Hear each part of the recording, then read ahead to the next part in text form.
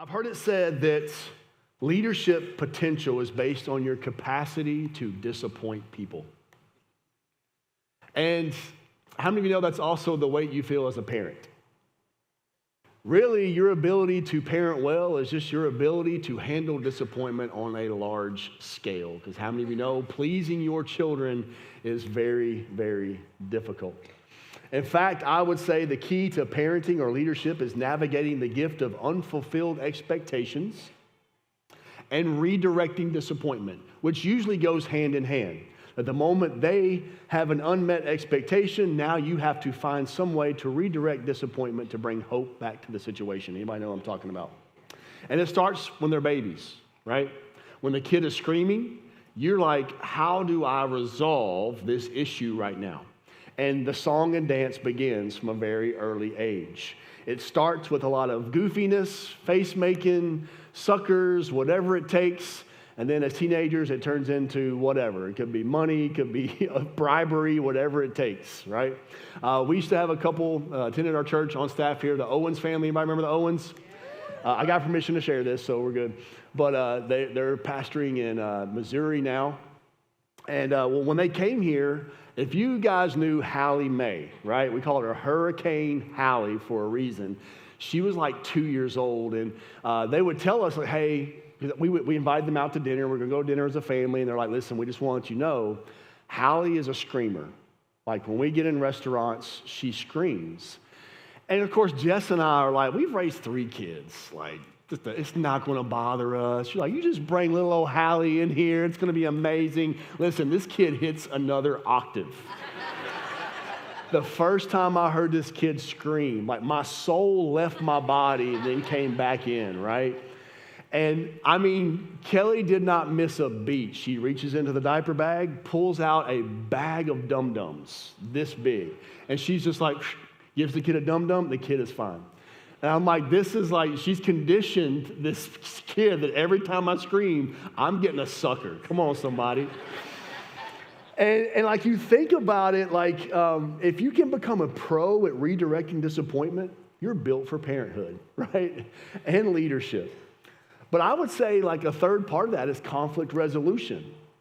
Because being a parent pretty much feels like all you're trying to do all day long for 18 years is create hope and excitement and to also put out fires. Sometimes simultaneously, all these things happening at once. Does anybody know what I'm talking about? And it never seems like you can become an expert in both. Because in these situations, what are you trying to create? Peace. You just want a peaceful dinner without the screaming. You just want a joyful experience without the disappointment, right? Everybody's probably had a moment where you thought, man, my kids are about to have the time of their life, only to get there and realize, like, you did not meet expectations. And that's what it feels like. And you could replace parent, leader with pastor. I mean, like, I feel like my job the last 13 years is like, how do I help encourage people who didn't have their expectations met? How do I redirect disappointment? And how do I put out fires? Because we're all human. And like I said, it starts when we're really, really young. How many of you know, though, here's what's difficult about peace, is that it's really difficult to control somebody else's peace. And what I know is that when you're not at peace, the people around you are not at peace. And when the people around you are not at peace, again, you're not at peace. And so we feel like we live in this constant cycle of how do we get to a place where we are conflict-free. I want to encourage you today. You won't. That's the end. We'll see you guys next Sunday. But here's what I do think we need to consider today, though, is in order to be at peace, you need to know who you're at war with. Because I think when it comes to the peace we're trying to achieve in our lives, all of us are treating the symptoms and not the root issue. Because really, when we say we want peace, we think peace is an emotion. Peace is not an emotion. Peace is a condition of the soul. You can have a really good day and still not be at peace. You can have a lot of good things going in your life and still not be at peace. You can have peace in your marriage but not have peace with your kids. You can maybe have peace with your kids, but not have peace in your marriage. There's so many things that are factors in this. And so for many of us, we don't realize that peace is a condition of the soul, that it is something you can experience even though the emotional side of you says, I'm not at peace right now. And James addresses this. He starts in chapter 3 and bleeds into chapter 4 of how he talks about how, in fact, if you have been taking the challenge throughout this series to read through the Sermon on the Mount, read through Proverbs, and read through James, because we talked about how James uses a lot of wisdom from all of these other teachings to apply his wisdom in the book of James. And here's what we find out, is that when you get to verses 17 and 18 in chapter 3, what does this sound like? It sounds like the Sermon on the Mount, doesn't it? Blessed are the peacemakers, for they shall be called the sons of God.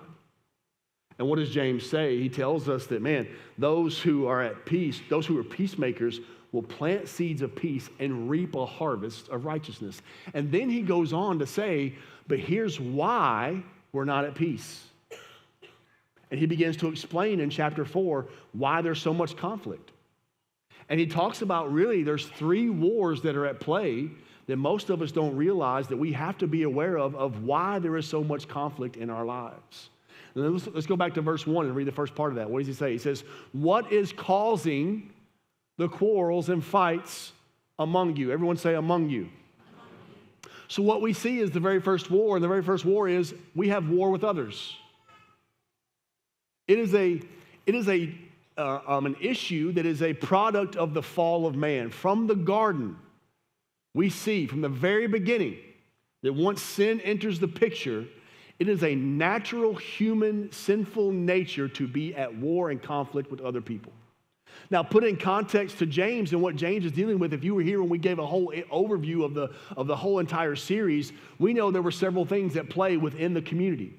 We know that there were some class issues. I know we don't face this today, but imagine that we did. Where you had people who were really wealthy and really poor, and the gap was huge, even bigger than it is today. Today, here's what you don't realize about America. America is one of the few places where there is a middle class. Like we talk about upper class, middle class, lower class. Most parts of the world, it's just upper class and then poverty. And this is the result. And the problem is that you had people who were calling themselves Christians who were using their wealth to basically better themselves and oppress those who did not have. And so you had people who were being persecuted. You had people who were being robbed by their own employers who, by the way, called themselves Christians. They weren't paying them fair wages. Sometimes they weren't paying them at all. And it increased the gap, and it increased a lot of tension. So you had social, economic issues. You had the issues in Jerusalem where you had people who were Jews coming to Christ, dealing with Jews who believed that believing Jesus was the Messiah was blasphemy. And so they're having them arrested, and so your own heritage of people are kind of cutting you off. Oh, and then by the way, you're also learning what it means to make relationships with people who are not Jewish, who are calling themselves believers, and you're trying to figure out how to live this. Can y'all see how there's like these factions where it would create conflict and tension, where their lives look differently? And how many of you know this is not much different in our culture today? In fact, it starts from the time you were in elementary school to middle school. I tell people, man, the most formative years of your life, most people think it's the teenage years, and it is not. It is the adolescence. From the time they're 8 to 11, this is the most formative years of your child's life. And most of them are forming ideas of how they view social interaction. And what do they begin to do? They begin to separate by class, don't they? Oh, you don't have the right clothing. You don't have I've seen Instagram. I've seen media. I know what cool is. I know what acceptable is. And they begin to accept or not accept people based on color of skin, how your hair is, what clothes you wear. And you begin to separate these classes. And guess what? Now we've already at a young age created conflict and tension between human beings. You see the correlation. And these issues that they were facing, these were not pop-up conflicts, they were chronic. They were ongoing. And then we find out that this war with others is really stemming from a different war. And it comes from the rest of verse 1. What does he say? He says, what is causing the quarrels and fights among you? Next part of the verse, don't they come from the evil desires at war within you? Do you see the two different endings? One was among you. The next one is within you. We don't realize that most of us, and this is the war that most of us are unaware of or refuse to acknowledge, and that is the war with self. You didn't realize, I love the meme that always goes around. It's like the old Scooby-Doo thing. You know, at the end of the episode, they would take off the mask they're like, oh my gosh, it was old man Witherspoon. You know, he's the one that pretended to be the ghost. And there's a meme that goes around and says, I've discovered the person who's sabotaging my walk with Christ. And it's like yourself, right? And most of us don't want to admit that, but a lot of our problems stem with the war within ourselves. In fact, James points out that our issues with others starts with issues within our own hearts. You know what he says? He says these desires within you. Do you know what that word desires is translated to? We've preached about this multiple times. It's a word called hedonism. You guys heard that word? Hedonism? It means to seek self-pleasure. It means to maximize pleasure, minimize pain. And what's fascinating, it's actually the same word Jesus uses in his parable about the sower of the seed. You guys remember that parable? And he talks about there are some seed that fall on thorny ground. And he says, but as the word is planted there, the thorns grow up and choke out the word. And then later on, Jesus explains to his disciples what that means. He says that as the cares of this world and the greed of life rise up within you, that greed actually chokes out the word of God. And that same word that he uses that gets choked out is this word desires or hedonism. It's the selfishness that says, man, I desire this so much that I desire it over the will of God and over the well-being of other people. Are y'all following me? So what we tend to do is that at the core, many of us are seeking personal accomplishment by money, reputation, and success. And we do all of that to the 10th degree, even if it means disobeying God or hurting others.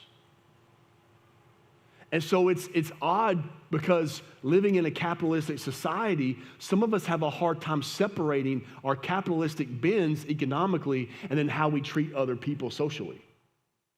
And so our goal becomes, I don't care what happens to those around me as long as me and my family are good. And the problem is that's what's going to continue to create conflict because we never have a heart of hospitality, generosity, or love toward our neighbor because we're too busy seeking our own success. Are y'all hearing me today? This is important for us to understand. In fact, he says, man, one of the biggest keys to immaturity is our inability to handle conflict. And I think what's amazing is we're walking through this stuff. Some of this stuff sounds so elementary, doesn't it? It's like, well, I wish I should know this stuff. But the problem is we have a lot of Christians who've been in church so long. Many of us, we desire the deep things of God, but we're not willing to apply the elementary things he's already taught us.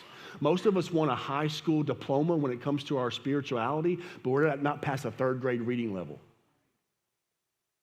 And we have to get to a place where when am I going to apply the basic things? Because he's showing us how to actually have peace within ourselves and with others. And so we become obsessed. And here's what he says. He says there are some things that lurk within every single one of us. I love that word lurk. It's so fun to say. You realize like lurk's not a good word. It's not a positive word. Like you're not like, like if you're a young dude here and you're trying to pursue a woman, you're like, hey girl, I've been lurking after you. You're like, run, right, in the other direction. Because I want you to see the realness of this language. The word lurk means to lie in wait in order to ambush. Check out this other definition.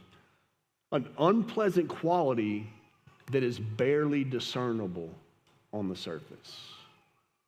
In other words, if something is lurking within you, how many of you know it means that you're probably not 100% aware of it? And the only time it steps into the light is when something actually offends your desires. When my needs aren't met, when my wishes aren't done, when I lose my ability to control a situation, guess what? These are the things that lurk within us. And guess what James says lurks within us? 4 main things. Check it out. He says murder. Now, how many of you know, man, that sounds like strong language. But he says murder is a result of desiring something and not getting it. We're going to talk about this in just a moment. Because you're here, maybe you're like, well, I've never done that. Like, that doesn't work within me. We'll see. Fighting and conflict. He says it's the result of envy and not having what you want. That a lot of our arguments and our conflict is really just not getting our way. It's almost as like at 2, you got the sucker, and at 42, you still want the sucker. And lust, coveting something that belongs to someone else. That's what lust is. It's basically saying, you have something that I want. And then there's envy. It's a quest for position, rank, fame, an evil expression. And how many of you know this has been going on since the garden? Adam and Eve wanted something they could not have, and they took it for themselves. Fast forward to their own children, then you have Cain and Abel. The whole reason why Cain killed his brother was because of covetousness and envy. And what did God tell him? He said, sin is lurking at your door. And it's waiting for the opportunity to pop up. And guess when that thing popped up? The moment he wanted something that wasn't his, or he was jealous. And it led to actual murder. Now, let's think about this. What is James saying when he's saying, like, man, you scheme and kill to get it? Is he saying, man, the whole church is walking around killing each other? Do we have serial killers walking around the church? No. Like, there's something deeper here. Remember, what is he referring back to? Sermon on the Mount. Look at Matthew 5:21. You have heard that our ancestors were told, you must not murder. If you commit murder, you are subject to judgment. But what does Jesus say in verse 22? But I say, if you are even angry with someone, you are subject to judgment. If you call someone an idiot, and you are in danger of being brought before the court. If you curse someone, you are in the danger of the fires of hell. Here's what James is saying. He's saying that hatred and jealousy produced by greed and worldliness actually have the potential to lead to the very acts of contempt, bitterness, and for some people, acts of violence. In fact, here's what I would say is that their fights and disagreements were as offensive to God as killing someone. When have you ever thought to yourself, man, my conflict with people actually looks to God like murder? Because if you're a good parent, you know what you don't allow in your household? Your kids to be at war with one another. What do you want? You want peace for them. What do you have to remind them? Hey, that's your best friend. You need to love, you need to stand up. I tell my kid all the time, like, listen, I know you want to whip your little brother right now. And that's fine at home. But in public, you take up for one another, right? Try and teach my kid, like, listen, man, your sisters, you do whatever you can to protect them. Even though you're younger, you're going to fight for your sisters. You want unity. You want peace. And the Father in heaven, when he sees his own people, remember, he's talking to Christians. They cannot get along. He says, it's as if you are murdering one another. That's strong language. Can we agree? Because you know what I've heard people say? That they've walked away from the church because of conflict or whatever, and they say, look, no, how's your faith though? Well, me and God are good. I just can't stand so-and-so. I just want you to know if you've ever said that or feel that way, you and God may not be good. Because your vertical relationship is actually dependent upon your horizontal relationships. And so when you allow your life to be governed by hedonism, selfishness, and greed, you know what it tends to do? It tends to lead you into places of seeking self-satisfaction in the wrong places. And here's what I know. When you seek to solve your own problems and create your own peace, you will always cause damage to other people. That's why I tell people, listen, the Bible says that God hates divorce. He does not hate divorced people, but you know why God hates divorce? Because it always affects the internal peace and relationship of the children and the people around you. And that breaks God's heart. Are y'all hearing me today? And he says, the things that you actually desire, you don't even ask God for it. And he said, but some of you do, but you're asking with the wrong motives. You're actually wanting God to be your vending machine. Give me all of the pleasurable things that I want. And when you don't, I don't trust you and I don't want you in my life. And here's what he goes on to say in the third war in verse 4. James 4:4. He says, you adulterers, ouch, that's some strong language. Don't you realize that friendship with the world makes you an enemy of God? I say it again, if you want to be a friend of the world, you make yourself an enemy of God. And that leads to the third war, and the third war is war with God. So we're at war with others, we're at war with ourselves, but really it stems from being at war with God. He uses two metaphors that, if we're really honest, it's super strong language. He uses the metaphor of a prostitute and committing treason. How many of you know, like, if somebody ever called you a traitor or called you a prostitute, them's fighting words.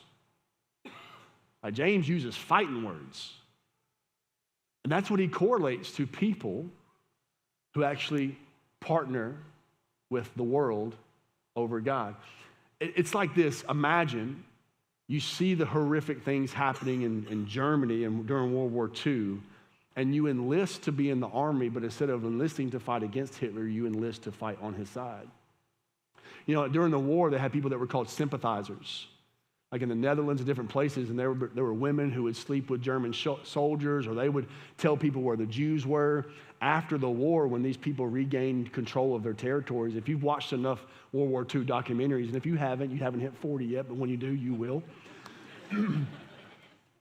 And they would take these sympathizers out in the street, and they began to shave their heads in public shame. They would publicly shame these traitors to let them know, you committed treason. And James is saying, this is where some of you are at with God.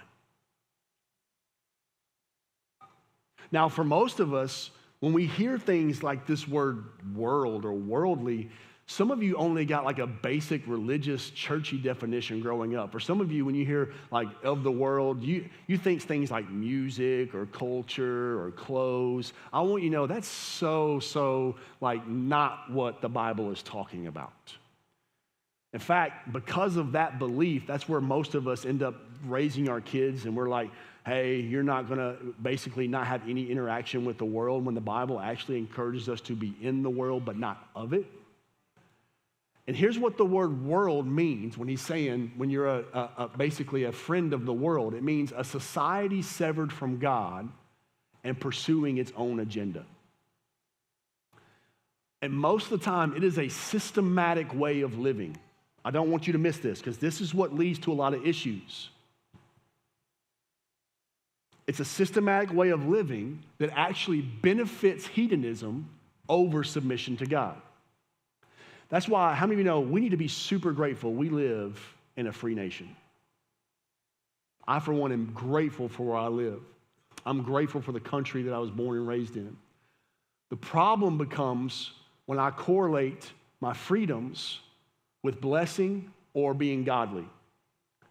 Because I want you to know that a godly nation has nothing to do with how many freedoms you are allotted. A godly nation is hinged on your faithfulness, not your freedoms. Because the problem in a hedonistic society is, how far do you go with freedom? It's why, like, you're getting to the point where now people are like, well, I have the freedom. If I want to have a relationship with a child, I should be able to do that. Because that's my right, that's my free, we're a free country. We should be able to, how many of you know you need freedoms with boundaries? Without boundaries, freedom that's just hedonistic and goes, it leads to destruction. It leads to human destruction. I think every sane person in the room would realize there are some things you don't give freedom to, because it's not based on human flourishing. And so I have to ask myself, is the society that I'm partnering with, is it leading to loving God and loving my neighbor and human flourishing, or is it leading to a society that leads toward anti-God and disobeying him, which ultimately leads to human destruction? Every time we decide what's good and bad, every time we become the moral compass of our society, I want you to know it has led to war and destruction and even self-destruction. Every single time. And so to be a friend of the world is actually to say, like, listen, I know that greed is bad, but man, it feels really good to have a lot of money. It feels really good it feels really good to be wanted. It feels really good to be desired and coveted. And then now when I start to begin to partner, that's why every time when you get into a place where you are blessed, that is your biggest test. Your test is not whenever you're not blessed. Your test comes whenever God gives you abundance, because when you're given abundance, that's when you're tempted to allow the things that are lurking within you to take over. And instead of leading to a place where you love God and love neighbor, we say things all the time like we tend to think we are good at loving God while our lives are usually spent taking advantage of or attacking our neighbor. Y'all hear me today? And so it's things that I want you to imagine how this leads to non-human flourishing. It's things like abortion, racism, bribery in the justice system, favoritism, sexual immorality, slander, violence, anything that puts self over God and his mandate on how we are supposed to rule and reign with holiness, justice, and righteousness. Anything outside of that is the way of the world. And when you side with that kind of society, you will lead to an anti-human flourishment and destruction. Think about it. For everybody in here, I just want to address, it's like, man, I think the whole, you shouldn't sleep with anybody till you get married, that's so old-fashioned, like these Bible thumpers. How has it affected our society? Has it led to human flourishment? Answer. Absolutely not. If you say yes, you're a liar, and you are not paying attention to what's going on in our world, on how many fatherless homes we have. And you'll start to blame a group of people that have grown up in a society and a system that we backed. We actually give our kids the tools to destroy their lives to live anti-God. Are y'all hearing me? I'm getting passionate because this is real today. Some of you are living in the effects of a culture that is anti-God. But hey, at least you feel good in the moment. At least you had 15 minutes of pleasure. Because that 15 minutes of pleasure has led to 25 years of pain and heartache for the kids that got abandoned. I'm passionate about this because I grew up in it. I saw what hedonism has done to my family tree that led to seeking pleasure, and that pleasure led to death, metaphorically and physically. And so most of us don't realize, man, we are at war with God, ourselves, and others. And here's what he goes on to say. He says that the Holy Spirit in you is actually on guard, because I want you to remember, he's addressing Christians here.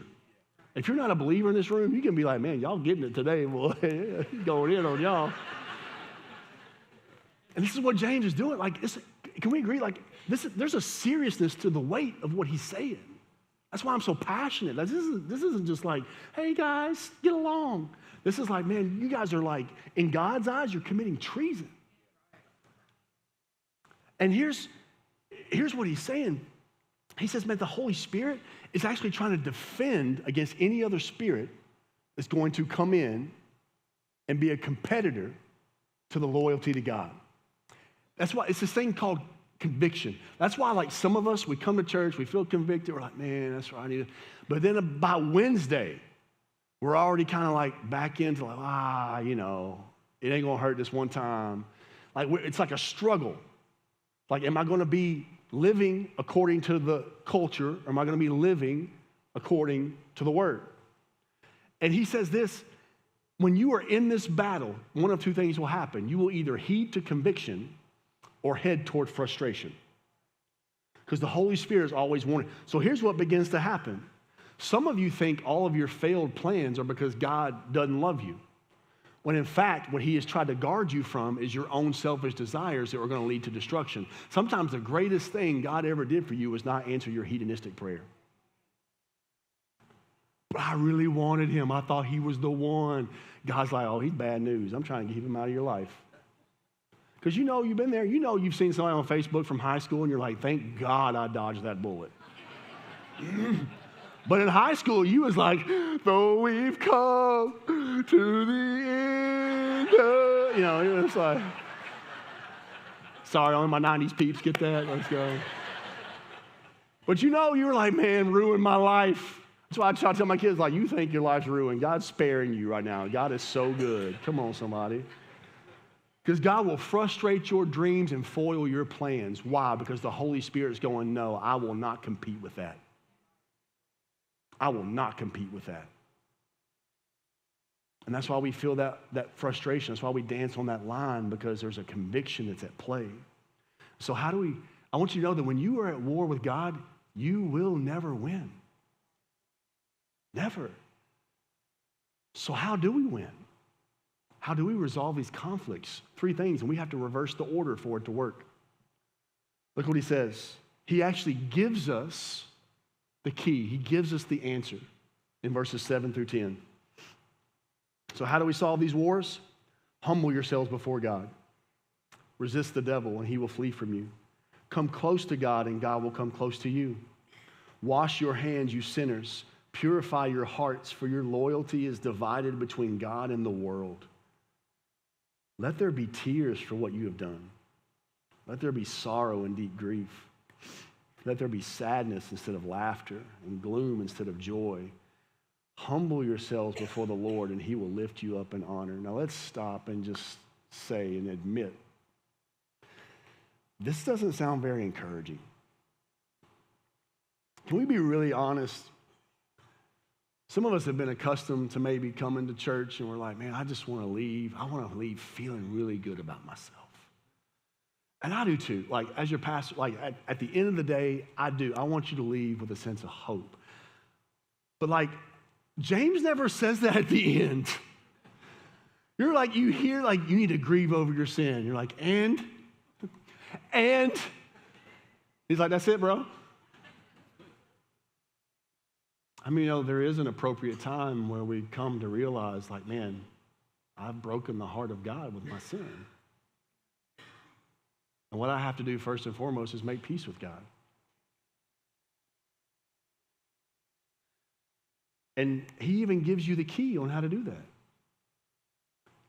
He says, submit, draw near, and humble yourself. You know what that word submit means? It means to hand over control. Immediately we're like, nope, I'm out.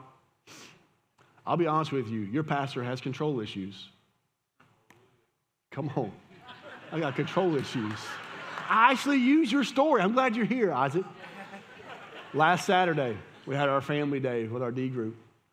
Isaac, of course, he's hey man, I'll grill.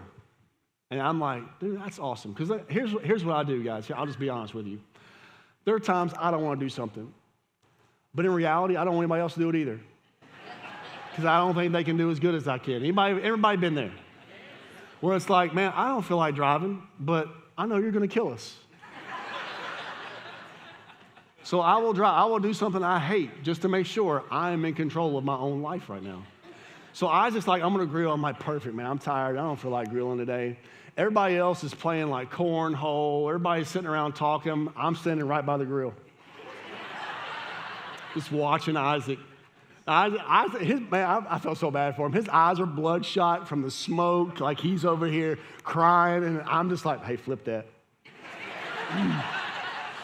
Put that back on there. That ain't done. You know, I'm like, bro, that's chicken. You're going to kill us. Put that back on there. But halfway through, I could see like he was taking this personal. Like his identity now is like, I don't know how to grill. And I just said, hey, bro, I just want you to know it ain't you, it's me. You know, like I have control issues. That's all I'm saying. You're doing a fantastic job. Do that again. Like flip that again. I do have control issues. Do you realize that most conflict is built because of our control issues? In fact, when you're talking about submission, you realize that that's what healthy marriages do. Healthy marriages submit. In fact, Ephesians 4 and 5 tells us that we are to mutually submit. Do you know what it means to lead somebody in a healthy way? When I'm the leader of my home, that's not a picture of like I'm up here and I'm superhero guy and I've got a whip in my hand and people are going to do what I say.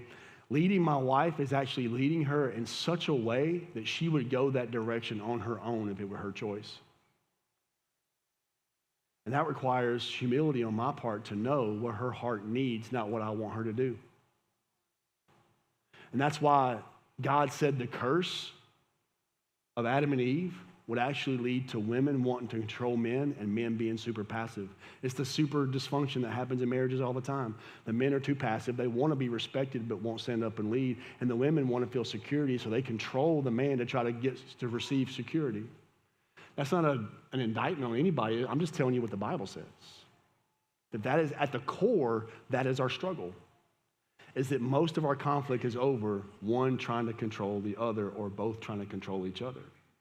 And here's why. You know why? Because almost every relationship you will enter into, whether it is marriage or friendship, at the core of you, you know what's lurking in the shadows? An attitude of, I do not trust you. And it's true of God. Because I want you to know that if you're here today and your view of God is that he's up there with a lightning bolt ready to strike you down every time you slip up, I'm telling you right now, you'll never be at peace with God. Because you know what I have to believe? I have to believe that God's desire is for me, not against me. I have to believe the words that David wrote in Psalm 23. You are a good shepherd. And even though I walk through the valley of the shadow of death, I will fear no evil. Because I know that wherever you're leading me is for my good. Can you say that about your relationships, that wherever you're leading them is for their good and not just yours? I have to have that humility check in my marriage. I have to have that humility check with my kids. I have to have that humility check with my friendships. At the end of the day, my goal is not to get everybody to make me be at peace, but it's to be a peacemaker. And now, can I ensure everyone's peace? Absolutely not. But what I can do is relinquish control to God and allow him to lead my life so that I can become the kind of person that can be a peacemaker. Are y'all hearing me today? The second thing is to make peace with yourself. The war within yourself only comes to an end when you're at peace with God. That's it. It's recognizing my own sin, my own temptations, my own struggles, my own selfish motives. What did we say at the beginning of the series? That in order for this series to really take root in our hearts, we have to look in the what? The mirror. Point out in me. I wasn't going to share this, but I think it's important. Because I want you guys to know, like I don't study the Bible and go, what would really hit them hard this week? I know some of you, that's what you think. You think like I got a video camera in your house. I've heard people say that. Like there were some people who like came, this was years ago. They went to Pastor Dustin and said, we are really mad at Pastor Brandon. We think that he's just up there. He's hearing about our life and he's just building sermons around our life. They were legit mad. Well, I don't even know you.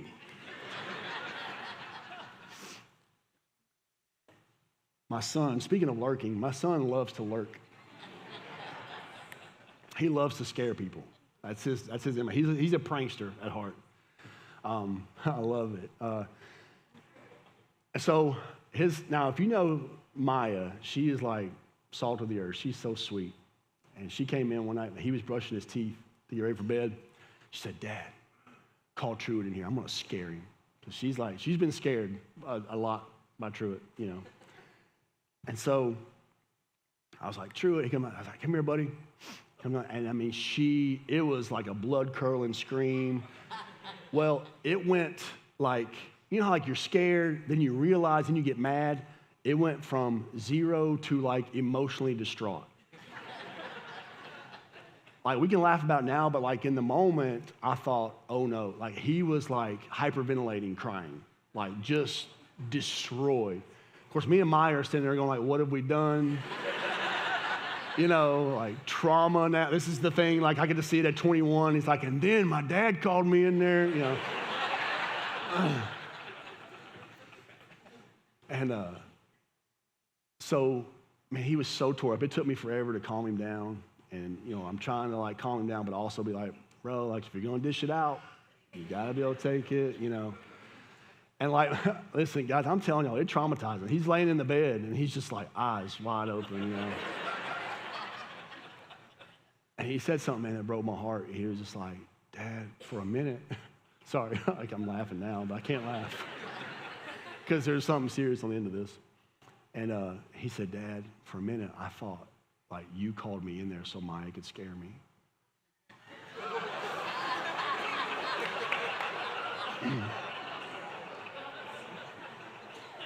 And James, I did what every good dad would do.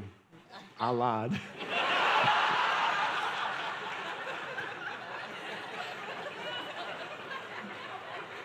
I said, y'all, I kid you not. I said, buddy, I would never do that.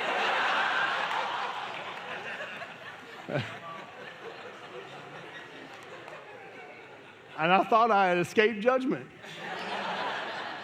Oh, no. Last night, we're casually having dinner with the in-laws. Jessica's like, Maya, tell Mom and Dad about Truett the other night. Because, we're at the point now, he's kind of laughing about it a little bit. And she starts the story. She's like, yeah, I told Dad, call Truett in here. I'm going to scare him. But here, listen, y'all, this is what ripped the soul out of my body. My son dropped his fork and looked right at me and said, you lied to me. And you talking about like ripping my heart out.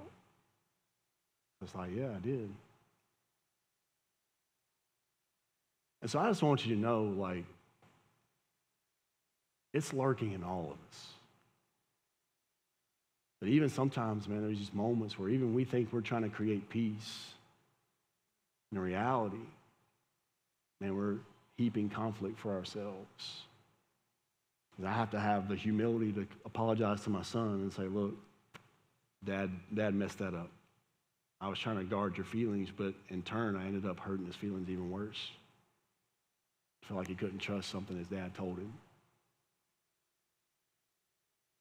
Peace with others, making peace with others. All of these are linked together. Y'all realize that, right? That if I'm going to be at peace with myself and with others, I need to be at peace with God. And I have to examine myself first. In fact, our ability to be at peace with others, ourselves, and God is dependent upon our admission that our sin has caused pain.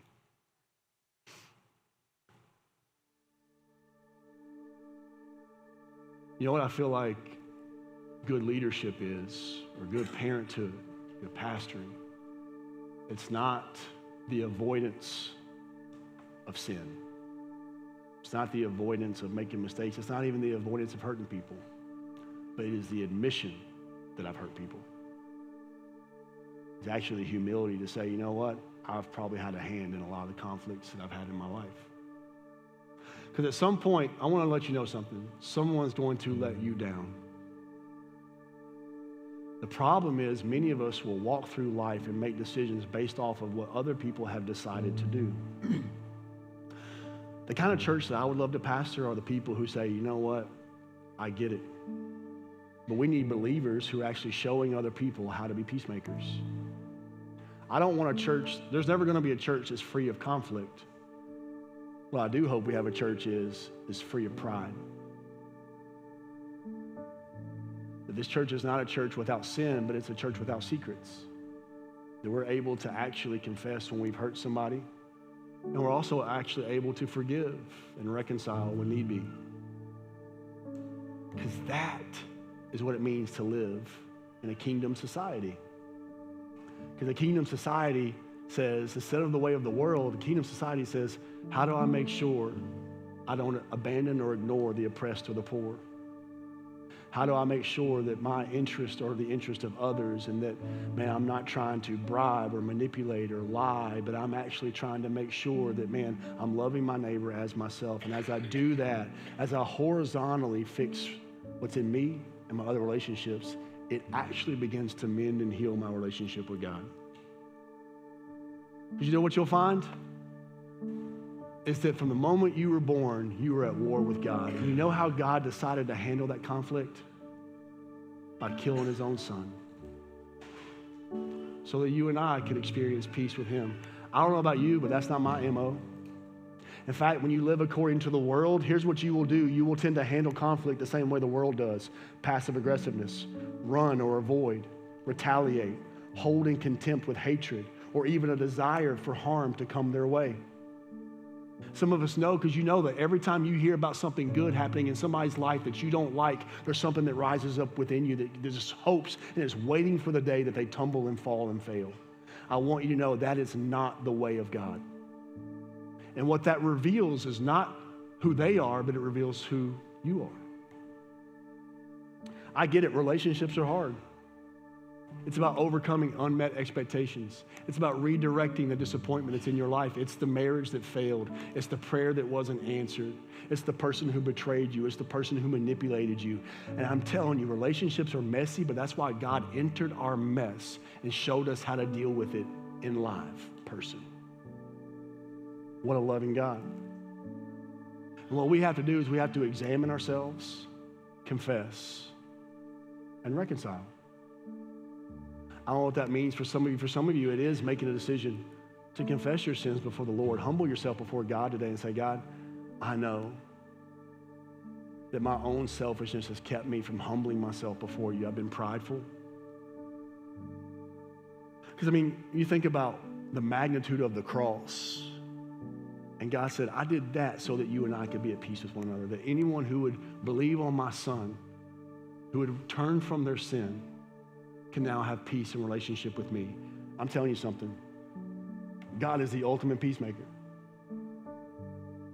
And we learn how to create peace from his Son, Jesus. I want you to know that peace is determined by position. Confession determines our closeness. He says to draw near. If you will draw near to God, God will draw near to you. It's this idea, the picture he actually paints is a picture of somebody face down, prostrate in humility. That's the picture he paints. And if we're honest, it's probably been a long time before we've humbled ourselves that low before God. To say, God, work on me first. Because I cannot control everybody else's peace. But what I can do is make peace with you. And in that, he begins to create moments to create peace with myself. He'll start shining a light in the dark places to show you where those things are lurking. And within that, you'll be able to see that, man, when people do me wrong, you know what I've come to realize? Me too.